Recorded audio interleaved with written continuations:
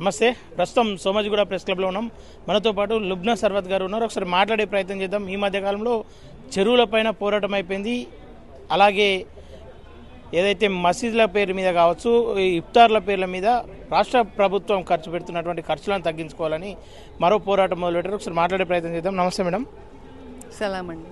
Madam చెప్పండి, ఈ పోరాటం యొక్క ముఖ్య ఉద్దేశం ఏంది? ఈ పోరాటం చేస్తూ ఉంటే మీ ముస్లిం సంఘాల నుండి మీకు ఇబ్బంది కలిగే అవకాశం లేదంటారా?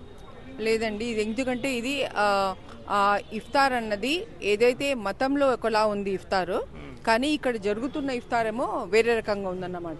సో ఇంకొకటి ఏదైతే సంవిధానం ఏదైతే చెప్తుందో దానికి భిన్నంగా ఉంది. ఎందుకంటే సంవిధానంలో ప్రభుత్వాలు ఏం చేయాలి అన్నది స్టేట్ డైరెక్టివ్ ప్రిన్సిపల్స్ క్లియర్గా ఉన్నాయి. ఇంకొకటి ఏమంటే నేను కాంగ్రెస్ పార్టీ, సో మా పార్టీ ఇథోస్కి కూడా ఇది ఎగెన్స్ట్గా ఉంది.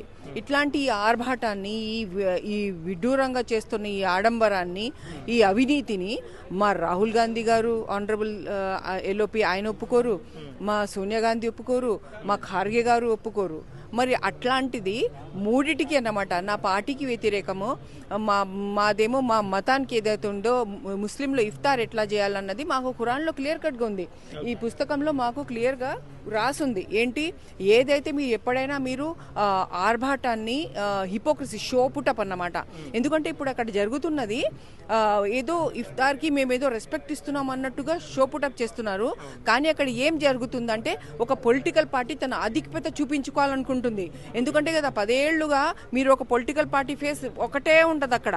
ఆ పొలిటికల్ పార్టీ ఏంటంటే వాళ్ళు ఒక జోర్ అన్నమాట, ఆధిక్యత చూపించుకోవడం. అంటే నేను ఇందాక చెప్పినట్టు ఎవడొచ్చినా నేను వాళ్ళకి టోపీ వేస్తామబ్బా, మేము వేయగలం, ఎవరికైనా ఎవడైనా ఉండని గవర్నమెంట్లో వాళ్ళకి మేము టోపీ వేసుకొని మేము ఉంచుకుంటాం. అట్లాగా మా అవినీతి, మా ఆర్భాటాలు మావన్నీ ఎట్లాగా కొనసాగిస్తూ ఉండాలా అని ఆ మెసేజే ఉంది. కానీ అందులో వేరే ఏమీ లేదు. కోట్లు పెట్టి ఒక రోజు కాదండి, ఒక పూటకి మీరు విందు చేస్తారా?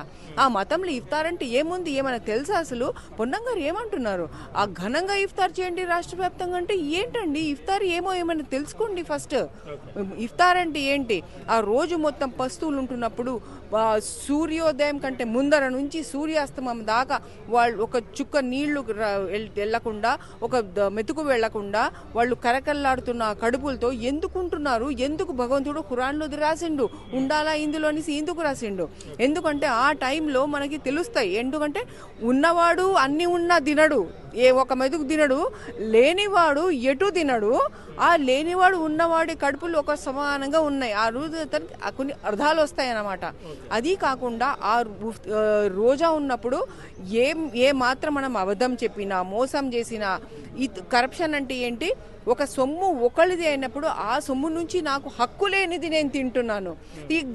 ఎగ్జాక్ట్లీ మతం ఖురాన్లో ఏదైతే ఆ ఆడంబరం గురించి, ఆ కరప్షన్ గురించి, అవినీతి గురించి ఏదైతే చెప్పిందో, ఆ అబద్ధాలపు షోపుటప్ గురించి వ్యతిరేకంగా ఏమైనా చెప్పిందో ఎగ్జాక్ట్లీ వాళ్ళు ఆ మతం పేరు వాడి అదే చేస్తున్నారు అక్కడ. ఓకే, అంటే ఇదంతా కూడా మత పెద్దలు అనేక మంది ఉండుంటారు. గత కొన్నేళ్లుగా ఇది కొనసాగుతూనే ఉంది. ఎందుకు వ్యతిరేకించలేరు మత పెద్దలు కూడా? ఎందుకు నోరు మెదలేదు? మరి చూడండి, నాకైతే ఇది వ్యతిరేకించడం కొత్త కాదు. ఎందుకంటే దీన్ని స్టాప్ చేయాలని చెప్పి నేను 2017లో పిల్లు కూడా వేయడం జరిగింది. కేసీఆర్కి చాలా రిప్రజెంటేషన్స్ ఇచ్చేసి పిల్లు కూడా వేశాను. 2018లో కూడా పిల్స్ వేశాను. ఇప్పటికి కూడా అవి డిస్పోజ్ కాలే, పెండింగే ఉన్నాయి ఇప్పుడు కూడా. అయితే అందులో అప్పుడు జడ్జి ఆర్డర్లు కూడా రాశారు. ఏదైతే ఇప్పుడు వీళ్ళు ఏమని ఆర్డర్ ఇచ్చారు, 850 మస్జిద్లలో ఒక్కొక్క మస్జిద్కి ఒక్కొక్క 1,00,000 ఇచ్చేశారు. ఎవడమ్మ సొమ్ము అండి అది? దానికి ప్రాబ్లం కరప్షన్ అంతా ఎట్లా అంటే దానికి ఎండ్యూస్ అసలు ఎవరికి వెళ్తుంది, ఎవడు తింటున్నాడు ఏమీ లేదు. హైకోర్టు అప్పుడు చివాట్లు కూడా వేసింది. నువ్వు ఎట్లా అయ్యా, నువ్వు అందరు పేదలకి ఏమేమో అంటున్నావు కదా, ఇప్పుడు 850 మస్జిద్కి నువ్వు ఎట్లా గ్యారంటీ ఇస్తున్నావు అక్కడ పేదలు తిన్నారనేసి అని గ్యారంటీ? ఎందుకంటే మీకు నేను ఏమని ఫోటోలు సబ్మిట్ చేశాను, అందరు ప్రతి చోట, ప్రతి మస్జిద్ దగ్గర, ప్రతి ఎమ్మెల్యే, ప్రతి కార్పొరేటర్ అందరూ తింటున్నారు అక్కడ. సో ఆ సొమ్ము ఎవరిది, ఆ సోక ఎవరిది, ఎవరు దాన్ని మింగుతున్నారు, ఇవన్నీ ఈ ప్రశ్నలన్నీ వస్తున్నాయి. సో ఓపెన్ ఇది అయితే ఏంటంటే ఒక బాహ్యాటంగా చాలా లార్జ్ స్కేల్లో ఒక కరప్షను, ఒక political show off and political conveniences ప్రకారం జరుగుతున్న ఒక పెద్ద భీకరమైన నాటకం, ఒక ప్రజల మీద ఒక ద్రోహం. అది ఆ మతానికి వ్యతిరేకంగా ఆ మతం పదమే వాడేసి మీరు బడ్జెట్లో కూడా తీసుకొచ్చి చేసేస్తున్నారు. సో అన్ని రకాలుగా ఇది ఎటువైపు మీరు చూసినా ఇదొక అసలు ఒక విడ్డూరం అన్నమాట. ఇది వాళ్ళు 10 ఏళ్లుగా ఇంత అవినీతి చేస్తే ఈ ఇఫ్తార్ పేరిట ఈ కాంగ్రెస్ ప్రభుత్వంకి ఇది కంటిన్యూ చేయాల్సిన అవసరం ఏమొచ్చింది? అక్కడ చుట్టూ ఉన్న వాళ్ళు ఎవరిది ఇఫ్తార్ అని చెప్తున్న వాళ్ళు? షబ్బీర్ అలీ గారు ఏమి అడ్వైజ్ ఇస్తున్నారండి మీరు? ఇదా ఉందా? ఖురాన్లో చూపించండి. ఇఫ్తార్ ఘనంగా ఇలా చేసుకోవాలని ఎవరికి చెప్తున్నా? మీరు ఘనంగా జీవిస్తున్న వాళ్ళకి మీరు ఇంకా ఘనంగా చేసుకోమంటున్నారా? ఏంటి మీరు చెప్తుంది? ఫహీం ఖురేషి గారు అక్కడ ప్రతి మీటింగ్లో ఏమండి ఏం చెప్తున్నారు మీరు? ఏం అడ్వైజ్ ఇస్తున్నారు మీరు? ఏమన్నా ఎవరిని అడిగి అడ్వైజ్ ఇస్తున్నారు మీరు? ఇందులో ఎవడు ముస్లిము, ఇందులో ఎవడు మైనారిటీ, ఇందులో ఎవడు వెల్ఫేరు చూపించండి మాకు. ప్రజలు అడుగుతున్నారు, ఇది ప్రజల డబ్బు. ఇంకో గమనించాలి, చాలా బాధాకరం ఏంటి తెలుసా? ఏదైతే ట్యాక్స్ డబ్బులు ఉన్నాయో అవన్నీ ప్రతి పేదవాడు కూడా వ్యాట్ ఇస్తున్నాడు కదా ఇక్కడ. ఓకే, సో ఆ వ్యాటు స్టేట్ ట్యాక్సెస్ చెల్లిస్తున్న ఈ సమయంలో మీరు పేదవాడి సొమ్ము తింటున్నాడని కొంచెం జ్ఞానం పెట్టుకోండి. మీరు ఈ రోజు ఇవి విన్న తర్వాత మీరు చెప్తున్నా ఉన్నాను ప్రతి దాని ప్లాట్ఫామ్ మీద, మీరు మానుకోండి. అది మీరు ఎట్టి పరిస్థితుల్లో మైనారిటీ వెల్ఫేర్ కింద చెప్పారు బడ్జెట్ హెడ్లో, అది మైనారిటీ వెల్ఫేర్కే వెళ్ళాలి. అది ఏ మాత్రం ఎవరికి వెళ్ళడానికి లేదు. ఉన్నవాడు జేబ్ భరా పేడ భరాకి అది వెళ్తా ఉంటే చూస్తూ ఊరుకోవడానికి 10 ఏళ్లు సహించి మళ్ళీ సహించేది లేదు ఇట్లాంటి అవినీతి. కాంగ్రెస్ ప్రభుత్వం మీ మాటలు వింటుందని చెప్పేసి భావిస్తా ఉన్నారా? గతంలో కూడా వీటిపైన బలంగా పోరాటం చేసిరు, కానీ గతంలో ఇంత ఫోకస్ అయితే రాలేదు. ఈసారి అయితే బలంగా కనిపిస్తా ఉన్నారు. ఎక్కడ చూసినా లుబ్నా సర్వత్ అనే ఫేసు బలంగా వినిపిస్తున్నటువంటి ఫేస్ కూడా కనిపిస్తూ ఉంది. దీనివల్ల మీకు థ్రెట్ లేదని చెప్పేసి భావిస్తా ఉన్నారా? థ్రెట్ ఎవరిస్తారండి? థ్రెట్ అన్నది బుజ్దిల్ అంటారు ఉర్దూలో. బుజ్దిల్ అంటే ఏంటి? కవర్డ్ ఇంగ్లీష్లో అంటే ఏంటి? కవర్డ్ ఏమంటారు తెలుగులో? పిరికి వాళ్ళండి. ఈ పని ఎవరైతే థ్రెట్ ఇస్తారో ఆ పిరికి వాళ్ళు ఇస్తారు ఆ థ్రెట్. ఆ పిరికి వాళ్ళు ఇచ్చే థ్రెట్కి నేనేంది భయపడేది? ఎందుకు అంటే నేను ఇందాక చెప్పినట్టు నేను చెప్తున్న ఈ స్టాండ్ ఇది నా ఒక స్టాండ్ కాదు, ఇది కొత్త స్టాండ్ కాదు. ఇది చాలా పాత గత 10 ఏళ్లుగా చెప్తున్నదే. ఇది నేనే కాకుండా ఇప్పుడు ఇందాకే చూసారు ఎంతమంది వచ్చి చెప్తున్నారు. జస్టిస్ గారే వచ్చి చెప్పారు. ఇట్లా ఇంకా లక్షల కొద్ది మంది ఇదే గొంతులో ఉన్నారు. ట్విట్టర్ మీద అంతా ఇదే హోరుంది. ఇప్పుడు నా ఏమైనా వీడియో వస్తే దాని కింద కామెంట్స్ కూడా చూడండి ఎంత సపోర్ట్ వస్తుందో. సో అన్నం చూసుకోవాల్సింది ఏంటంటే ఇది చేస్తున్న వాళ్ళకి ఇది అక్షరాల తెలుసు, ఇది తప్పని తెలుసు. ఇదేమో వాళ్ళకి ఇది మత సామరస్యం కోసం అని చెప్పి ఇప్పుడు గొంతెత్తుతుంటే ఇప్పుడు మత సామరస్యం తీసుకొచ్చేసారు మధ్యలో. ఇది పొలిటికల్ సామరస్యం కానీ ఆ కన్వీనియంట్గా కరప్షన్ కోసం సామరస్యం కానీ మత సామరస్యం ఏమీ లేదు. మత సామరస్యం ఉంటే మీరు ఆ మతాన్ని గౌరవిస్తారు. ఆ మతంలో ఉన్న పేదలకి వెళ్ళి వాళ్ళ జీవితంలో ఈ రంజాన్ నెలలో ఈ రోజు ఎంతమంది పేదల్ని మీరు బయట తీసుకొచ్చారండి? 25 25 తారీఖుని మీరు రేపు ఎల్లుండి 25 మార్చ్ ఏ రోజు ఉండాలంటే ఆ రోజు ఎంతమంది మైనారిటీలని నేను పేదరికం నుంచి పైకి తీసుకొచ్చాను, ఎంతమంది ఇంట్రెస్ట్ కడుతున్న వాళ్ళని ఇంట్రెస్ట్ బారి నుంచి విడిపించాను, ఎంతమంది బెయిల్కి డబ్బులు లేక ఊరికి ట్రయల్లో పడి ఉన్నారు అక్కడ. ఆ మైనారిటీలు ఎంతమంది ఆ వాళ్ళని విడిపించండి. 25th రోజు ఇవి మీరు చేయాల్సిన పనులు. వెంటనే ఇప్పుడు ఈ క్షణమే మీరు తయారీ అంతా మానుకోండి. మీ చుట్టూ ఉన్న ఆ కరప్ట్ లీడర్స్ అందరూ మీరు కరప్ట్ అడ్వైజ్ ఇస్తూ ఉంటే మీరు కరప్షన్ చేస్తున్నారు, ఓపెన్ కరప్షన్. పార్టీకి, సంవిధానానికి, ప్రజలకి అందరికీ వ్యతిరేకంగా. ఓకే, కాంగ్రెస్ పార్టీ దీన్ని వాళ్ళ ఏమంటారు దృష్టిలో ఉందని చెప్పేసి భావిస్తా ఉన్నారు. మొన్న కూడా నాయకులను కలిసినట్టున్నారు. ఎట్లాంటి రెస్పాన్స్ వచ్చింది? అంటే నేను అందరికీ ప్రతి సీఎం గారికి అయితే టైం లేదు, ఆయన బిజీగా ఉంటారు. సో సీఎంఓకి కూడా వెళ్ళి అక్కడ ప్రత్యేకంగా పెట్టడం కాకుండా వాట్సాప్ పెట్టడం కాకుండా ప్రత్యక్షంగా అక్కడ ఇస్తా ఉన్నాము. అది కాకుండా మేము ఆర్టీఐలో ఇట్లా మేము అడుగుతున్నాము. గత 24లో చేసిన దానికి ఇవ్వండి మాకు, ఏముంది, ఏమిచ్చారు మీరు? ఇన్విటేషన్ కార్డులు పెట్టారు, అది టెండర్ ఎవరికి ఇచ్చారు? వేల కొద్ది కార్డులు పెట్టారు మీరు, అది ఎవరికి ఇచ్చారు? అదే రకంగా మీరు కుకింగ్ కాంట్రాక్ట్ ఎవరికి ఇచ్చారు? రకంగా మీరు డెకరేషన్ కోట్లు పెట్టి ఒక పూట కోసం కోట్లు పెట్టి డెకరేట్ చేస్తున్నారు ఎల్బీ స్టేడియం, ఆ కాంట్రాక్ట్ ఎవరికి ఇస్తున్నారు అని రకరకాలుగా 14 క్వశ్చన్స్ వేస్తే ఒక్క క్వశ్చన్కి ఈ రోజు దాకా సమాధానం లేకుండా వాళ్ళు ఆర్టీఐ చట్టం కూడా అప్లై అవ్వదు మా మైనారిటీ వెల్ఫేర్ డిపార్ట్మెంట్కి. ఎందుకు అంటే వాళ్ళు ట్రాన్స్ఫర్ చేస్తున్నారు. చేస్తారు. ట్రాన్స్ఫర్ ఎప్పుడు చేయాలా? ఆర్టీఏ చట్టం ప్రకారం అప్లికేషన్ రాగానే 5 days లోపల ట్రాన్స్ఫర్ చేసి పడేయాలా, లేకపోతే సమాధానం ఇవ్వాలా. అట్లాంటిది వీరు నెల తర్వాత ఒక 28 days అయిన తర్వాత వాళ్ళు ఇప్పుడు ట్రాన్స్ఫర్ చేస్తున్నారు. వక్ఫ్ బోర్డుకి ఒక ప్రశ్న ట్రాన్స్ఫర్ చేసి ఇంకా 13 ఇంకొక ట్రాన్స్ఫర్, అది ఆ ట్రాన్స్ఫర్ కూడా ఏంటి అదర్ అథారిటీకి ఉంటే చేయాలా. ఇది మైనారిటీ వెల్ఫేర్ డిపార్ట్మెంట్లోనే ట్రాన్స్ఫర్ చేసేసుకుంటూ వాళ్ళు టైం పాస్ చేస్తున్నారన్నమాట. అంటే మీ దగ్గర ఈ జవాబులు లేదే అంటే ఎంత అవినీతి అండి అసలు. ఏది సార్ నో అకౌంటబిలిటీ అన్నమాట, నో చట్టం, నో అకౌంటబిలిటీ. ఆ రకంగా ఆ విధంగా వీళ్ళు నడుపుతున్నారు. So it's totally open corruption which has to stop this moment అంటాను నేను. ఓకే, దీనిపైన పోరాటం కొనసాగుతుందా లేదంటే ఈ మాసం అయిపోగానే ఆపేస్తారా దీని మీద? లేదండి, నంబర్ 1 ఏంటంటే ఇంకొకటి నేను ఇంపార్టెంట్ విషయము, వీళ్ళు ఆర్టీఐలో వాళ్ళే ఇంకొక వేరే కరీం అన్సారీ అని చాలా స్ట్రాంగ్ ఆర్టీఐ యాక్టివిస్ట్, ఆయన పెట్టిన ఆర్టీఐలో సమాధానం జస్ట్ 2 days బ్యాక్ ఏమని వచ్చింది, వీళ్ళు బడ్జెట్లో ఏదైతే 120 crores అని పెట్టారో ట్యూషన్ ఫీ రీంబర్స్మెంట్లో, అందులో ఖర్చు అయింది ఎంత అంటే February 25 దాకా సంవత్సరం పొడుగున 30 crores మాత్రమే. అంటే 75% యూజే చేయట్లేదు. అవతలేమో పిల్లలేమో వాళ్ళకి సర్టిఫికెట్లు గవర్నమెంట్ ఫీజు ఇవ్వట్లేదని వాళ్ళ సర్టిఫికెట్ ఎడ్యుకేషన్ వాళ్ళు విధోల్డ్ చేసుకుంటే వాళ్ళ జీవితం ఆగిపోయిందండి. అక్కడ నుంచి కెరియర్ లేదు వాళ్ళకి, తర్వాత వేరే జాబ్ వస్తే జాబ్ దగ్గర సర్టిఫికెట్ చూపించడానికి లేదు. ఆ విధంగా ఎంతమంది పేద పిల్లలు దెబ్బతింటున్నారు తెలుసా, 70%. ఇంకొకటి 300 crores అని ఒక బడ్జెట్ హెడ్లో 73 crores మాత్రమే ఖర్చు పెట్టారు. సంవత్సరం మొత్తం అయిపోయింది, February 25 కూడా అయిపోయింది. అంటే ఏంటంటే ఇప్పుడు బడ్జెట్ అలొకేషన్ అన్నది ఊరికి నామమాత్రంగా అన్న ప్రశ్న వచ్చేసింది ఇప్పుడు ఊరికే. ఇప్పుడు ఆ 25 మొన్న పాస్ చేసిన బడ్జెట్కి ముందు ఉన్న బడ్జెట్కి చూసుకుంటే కాపీ పేస్ట్, Ctrl+C Ctrl+V చేశారు వీళ్ళంతే. ఒకటే 500 crores ఎందుకు పెంచినట్టు అయిందంటే రాజీవ్ వికాస్ కేంద్రం కింద, రాజీవ్ వికాస్ యోజన కింద ఏదైతే సెల్ఫ్ ఎంటర్ప్రైజ్ గురించి ఉన్నదో దానికి మైనారిటీ వెల్ఫేర్కి 840 crores ఇచ్చారు. 14% ఆఫ్ 6000 crores అన్నమాట.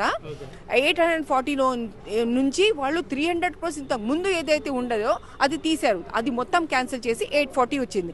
కాబట్టి అది 500 crores అయిందన్నమాట. 500 crores పెరిగింది అట్లా. లేకపోతే మొత్తం బడ్జెట్ యాజ్ ఇట్ ఈస్. ఈ దావత్ ఇఫ్తార్ కూడా మళ్ళీ వచ్చే ఏడాది కూడా బడ్జెట్లో పెట్టేశారు. ఎట్లా అసలు ఓట్ టేస్ట్ చేస్తున్నారంటే ఎట్లా అసెంబ్లీలో అందరు దీనికి అసలు ఎట్లా ఒప్పుకుంటున్నారు, అది పాయింట్. Yes, political. సో ఇంకొకటి ఏమంటే వీళ్ళు ఏదైతే వక్ఫ్ అన్న దాంట్లో ఉందో ఆ వక్ఫ్కి ఇంకా అసలు సరైన బడ్జెటే లేదు. ఒక మార్పు ఏమొచ్చిందంటే నేను 2017-18 పిల్స్ వేసిన తర్వాత, ఇది ముందు అంతకంటే ముందు దావత్ ఇఫ్తార్ అనేది వక్ఫ్ బోర్డు నుంచి వెళ్ళేది. పిల్ వేసిన తర్వాత జరిగింది ఏంటంటే వక్ఫ్ బోర్డు నుంచి వెళ్ళట్లేదు, ఇప్పుడు డైరెక్ట్ మైనారిటీ వెల్ఫేర్ కింద వెళ్తుంది. ఇంతకుముందు మైనారిటీ వెల్ఫేర్ సబ్ హెడ్ వక్ఫ్, దాని సబ్ హెడ్ ఇది ఉండేది. ఇప్పుడు minority welfare sub head direct గా దావత్ ఇఫ్తార్ ఫీస్ట్ అని 66 crores, దావత్ ఇఫ్తార్ క్రిస్మస్ ఫీస్ట్ 66, ది స్టేట్ దావత్ కేమో 3.39. అట్లా ప్రభుత్వం ఇస్తున్న ఈ విందులో పాల్గొంటున్నటువంటి ముస్లింలకు కావచ్చు, ముస్లిం నాయకులకు కావచ్చు, ఫైనల్ గా ఏం చెప్పదలుచుకోరు? లేదండి, వాళ్ళు అసలు ఇది అవినీతి అని తెలుసు వాళ్ళకి. వాళ్ళు వెళ్తుంటే కనుక వాళ్ళ రోజా ఏ మాత్రం, ఎందుకంటే ఇది ఖురాన్ నుంచి మాట్లాడుతున్నా, ఎందుకంటే ఖురాన్లో క్లియర్గా ఉందన్నమాట, మీరు ఒక మెతుకు కూడా ఇంకొకళ్ళ సొమ్ము నుంచి మీరు మింగకూడదు, మీకు హక్కు ఉండాలి, దాని మీద హక్కు ఉండాలి, ఆ రకమైన సొమ్మునే మీరు సేధించాలి అనేసి. అయితే ఇక్కడ వీళ్ళు ప్రతి ఒక్కళ్ళు ఏదైతే అక్కడ ముస్లింలు కావచ్చు, ఎవరైనా కావచ్చు, పర్టికులర్గా ముస్లింలు, ఎందుకంటే వాళ్ళు రోజా అయితే మీరు ఇఫ్తార్లో మీరు వేరే ఒకళ్ళ సొమ్ము, ఆ సొమ్ము మీద మీకు ఎటువంటి హక్కు లేని సొమ్ముని మీరు సేవిస్తున్నారంటే మీ ఇఫ్తారు, మీ రోజా, మీ ముస్లింతనం ఎక్కడ అని చెప్పి ఖురాన్లోనే ఉన్నది అదంతా. కాబట్టి వాళ్ళు అసలు వాళ్ళ ఇది పాపం, ఇది గుణా అవుతుంది. ఆ గుణా నుంచి వాళ్ళు దూరంగా ఉండాలా. పైగా వాళ్ళే ముస్లింలే చేరి ఇప్పుడు రేవంత్ గారి చుట్టూ, భట్టి గారి చుట్టూ వచ్చేసి ఏదైతే ఘనం అని చెప్తున్నారో ఈ ముస్లింలే వాళ్ళకి చెప్తున్నారు పైగా. కాబట్టి ఈ ముస్లింలు వెంటనే ప్రజలకి క్షమాపణ, సారీ మాతో తప్పైంది, ఖురాన్లో ఇట్లా లేదు, కానీ మేము బెహక్ గయే హంలోగా ఊరికే మైండ్ అట్లా అయిపోయి ఇట్లా చేసాము, కానీ మేము అసలు ఇది ఖురాన్కి వ్యతిరేకం కాకుండా హదీస్కి వ్యతిరేకం, కాబట్టి మేము ఇది వద్దని చెప్తున్నాము. ఈ ఫండ్స్ అన్ని మేము ఏదైతే ఉందో అది మేము ఏదైతే తెలంగాణ మైనారిటీ స్టడీ సర్కిల్కి కేవలం 3 కోట్లు ఇచ్చారు. తెలంగాణ మైనారిటీ ఎడ్యుకేషన్ అండ్ డెవలప్మెంట్కి కేవలం 4 కోట్లు ఇచ్చారు. దావత్కి చూడండి ఎంత ఇచ్చుకున్నారు. సో ఇమీడియట్గా ఆ 66 crore and 69.3 crores అన్నది ఈ చాలా లిబరల్గా ఈ హెడ్స్కి ఇచ్చేయాలన్నమాట. అట్లాగే 850 మస్జిద్స్కి ఏదైతే వీళ్ళు ఇస్తున్నారో అది కూడా వెంటనే రద్దు చేయాలా. ఎందుకంటే దాంట్లో ఎవరికి వచ్చలేదు, ఒక పూట అన్నం ఎవడు అడగట్లేదు, ఇక్కడ ఎవడు అడగట్లేదు. పైగా ఇది మత యాజ్ అ టోల్ యూ ఇది వాళ్ళకి హక్కు లేని అన్నం వాళ్ళు ఇప్పుడు తింటున్నారు. కాబట్టి అది మొత్తం గుణ, అది మొత్తం పాపం, అది మొత్తం అవినీతి. ఆ ఆర్భాటాన్ని అహంకారాన్ని ఎట్టు పరిస్థితుల్లో నేను సహించను. ఖురాన్లో దేవుడి వాక్యం ఖురాన్. సో దానిలో ఏమని రాశాడంటే అహంకారాన్ని ఆర్భాటాన్ని దాన్ని హిపోక్రసీ అంటే మునాఫిక్ అని చెప్పారన్నమాట. అంటే ఒకటి చేస్తూ ఇంకొకటి వేరే అసలు పర్పస్ వేరే ఉంటుంది, కానీ చేస్తుంది వేరే ఉంటుంది. సో ఇట్లా ఈ దగులుబాయిస్తున్నాం అన్నమాట. దాని హిపోక్రసీని ఏ మాత్రం ఖురాన్ అల్లా తఆలా భగవంతుడు సహించడు అని చెప్పి క్లియర్గా ఉంది. కాబట్టి ముస్లింలు ఇవన్నీ వాళ్ళు తప్పులు చేశారు ఇప్పటిదాకా ఆయనకి ఎంకరేజ్ చేసి అడ్వైజ్ ఇచ్చి అది విత్డ్రా చేసుకొని 25th రోజున మీరు ఇప్పుడే ఎంత గంట పట్టదు ఈ ప్రణాళిక చేయడానికి. ఏం ప్రణాళిక ఉండాలి, ఆ డెకరేషన్లు అవి కాదు. ఈ 25th నాడు మేము దీన్ని ఇంతమంది మైనారిటీ ముస్లిం ఎవరైతే ఇరుక్కుని ఉన్నారో లోపల పేదరిక మూలాన బెయిల్కు పెట్టే పైసలు లేకుండా వాళ్ళు ఇరుక్కుని ఉన్నారు. ఎన్సీఆర్బీ దగ్గర మొత్తం డేటా ఉంది, స్టేట్ గవర్నమెంట్ దగ్గర ఉంది డేటా. వాళ్ళు ఏమాత్రం చేయని వారిని అండర్ ట్రయల్స్ ఉండబట్టి వాళ్ళు అసలు యాక్చువల్లీ వాళ్ళ సెంటెన్స్ కూడా అయిపోయింది అక్కడ. సో వాళ్ళని ఇంతమందిని విడిపిస్తున్నాము. ఇంతమంది పేదలకి మేము ఇంట్రెస్ట్ ఫ్రీ లోన్స్ ఈరోజు ఈ కార్పస్ ఫండ్ ఈ మొత్తం 69.3 crores ని మీరు ఇంట్రెస్ట్ ఫ్రీ లోన్స్ కింద దాన్ని మార్చేయండి. ఆ దావత్ ఇఫ్తార్ 2 హెడ్లు ఉన్నాయి కదా, దాన్ని ఇంట్రెస్ట్ ఫ్రీ లోన్ హెడ్ గా మార్చేయండి. ఊరికే జీవో పెడితే అయిపోతుంది ఇప్పుడు. ఓకే, అది మార్చేయండి. మార్చేసి అందులో నుంచి మీరు ఎంతో మంది స్త్రీలు, ఎంతో మంది నాకు తెలిసిన వాళ్ళు చాలా ఓల్డ్ సిటీ మొత్తం వాళ్ళే వ్యాపారస్తులు పెద్ద పెద్ద ఇంట్రెస్ట్లకి డబ్బులు కడుతున్నారు. వాళ్ళు డే టు డే వాళ్ళ దానికోసం డైలీ ఫైనాన్స్ కోసం. ఆటో ఫైనాన్స్ అయితే పిచ్చెక్కుతుందండి, ఓల్డ్ సిటీ అంతా పిచ్చెక్కుతుంది. అసలు వాళ్ళకి తిండికి పక్కన పెట్టి వాళ్ళు ఇంట్రెస్ట్లు కడుతున్నారు తెలుసా. సో ఈ ఇంట్రెస్ట్ ఫ్రీ లోన్స్ కింద ఇది పెట్టేసి 70 crores ఇట్లాంటి ప్రజల్ని ఐడెంటిఫై చేసి పొలిటికల్గా కాదు సోషల్ యాక్టివిస్ట్ మూలాన ఎన్జిఓస్తో వాళ్ళ దొరికి తెలుసుకోండి. ఎందుకంటే వాళ్ళ ప్రజలు డైరెక్ట్గా మీకు ఓట్ వేశారు కాబట్టి ప్రతి చోట వెళ్ళి వాళ్ళ సంగతులు ఏంటి వాళ్ళ కుండలు ఇదియండి. మీరు నాలాంటి ఒక చిన్న యాక్టివిస్ట్ దగ్గర, చిన్న సిటిజన్ దగ్గర ఇంత ఇన్ఫర్మేషన్ ఉంది ఆ పేదల గురించి. మీకు ఎంతసేపు అది మీరు గడప గడపకి వెళ్ళి ఓట్లు అడుగుతారని గడప గడపకి వెళ్ళి నీ కష్టాలు ఏంటయ్యా అని అడగరు. సో ఈ 25th మీరు ఇది చేయాలండి. సీఎం రేవంత్ గారు మీరు చేయాల్సింది ఇదే. మీరు ఒక ఫిలాసఫికల్ మనిషి, మీరు తప్పులుంటే చూపించమని చెప్పిన ఏకైక ముఖ్యమంత్రి. మీరు తప్పులు చేస్తున్నారు, ఇది అక్షరాల 120% ఇది తప్పు. కాబట్టి ఇది పాపం. కాబట్టి ఇది వెనక్కి తీసుకోండి. దాన్ని మీరు వేరే హెడ్స్ తెలంగాణ మైనారిటీ స్టడీస్ మార్చకుండా కావాలంటే మీరు ఇంట్రెస్ట్ ఫ్రీ లోన్స్ కింద పెట్టండి. దాన్ని ఐడెంటిఫై చేయమని చెప్పండి. మీ అడ్వైజర్ని కావాలంటే మీరు మార్చుకొని లేక అడ్వైజర్స్ వాళ్ళ తీరు మార్చుకోకపోతే మీరు అడ్వైజర్స్ని మార్చండి. మీరు మార్చేసి ఇంట్రెస్ట్ ఫ్రీ లోన్స్ కింద ఈ 25th మార్చ్ని ఆ రోజు ఆ పేదల్ని విముక్తి చేసే రోజు అని చెప్పి పెట్టుకొని మీరు అది చేయండి. మీరు చరిత్రలో మీరు నిలబడతారు. Okay madam, thank you. Okay, చూస్తారు కదా ఏదైతే పవిత్రమైన మాసంగా చెప్పుకున్నటువంటి ఈ మాసంలో పరాయి వాళ్ళ డబ్బుతో ఈ మాసాన్ని మనం గడిపితే అది పాపం అని చెప్పి చెప్తా ఉన్నారు. అలాగే ఏవైతే దానికి కేటాయిస్తున్నటువంటి డబ్బు ఏదైతే ఉందో దాన్ని విద్య కోసం కావచ్చు, పేద ముస్లింల కోసం వాడితే దాని ద్వారా అనేక మందికి విముక్తి కలుగుతుందని చెప్పేసి లుబ్నా సర్వత్ గారు తెలుస్తూ ఉన్నారు. ఇది సంగతి.